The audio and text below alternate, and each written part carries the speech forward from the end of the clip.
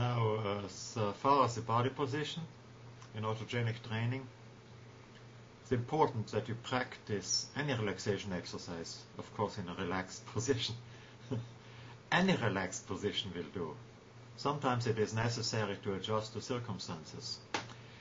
Traditional position for the practice of autogenic training is the so-called cabdriver's position. And Dr. Schultz calls this position originally the coachman's position, where you sort of have almost sleeping, the head bent forward, arms relaxed. And to get into this position, you sit down in a chair, and when using the Chi generator, be sure to carry the transfer disc or the Chi card on you. Or point the Chi generator directly at you, which is a bit more clumsy. The transfer is much better. First, straighten your back, then just slump down forward. Make sure that there is no pressure on the stomach, which means don't bend forward too far. In this position, the head hangs loosely forward. The hands rest relaxed on the thighs. The upper arms are supporting the weight of the head and of the upper body. And the hands should not touch each other, because this sometimes can create a diversion. Both feet rest flat on the floor. Being a laser, I prefer to lie down, but there is a danger that you go to sleep, and that happens to me at times when I don't repeat the formula. What did happen nowadays, I'm going into training extremely fast, and again, to prevent me from going to sleep during that state, I'm using that formula too, or set it up before I do it. Eyelids are closed, tongue is loose and heavy, jaws are loose.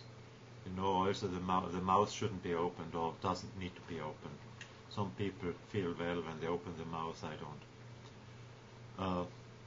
It's also called the active sitting position. We can assume it just about anywhere.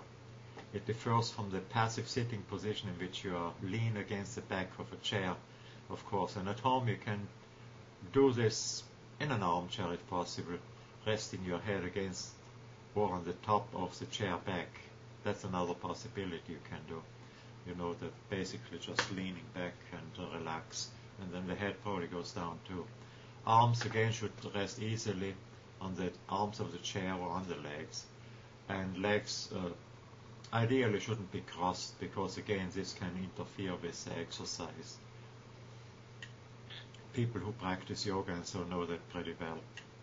Most people prefer to exercise while lying on their backs. I'm that laser too, and with the head slightly raised, which I don't do, the raising of the head. In this position, the elbows are slightly bent, palms of the hands rest next to the thighs or slightly angled away from the body. You can put a pillow under the shoulders if you feel better with this. Feet should point slightly outward, so not up, because that's tension. If they point upward, that means basically that they are not relaxed. Not everyone finds it easy to practice while lying on the back, so many people go to sleep.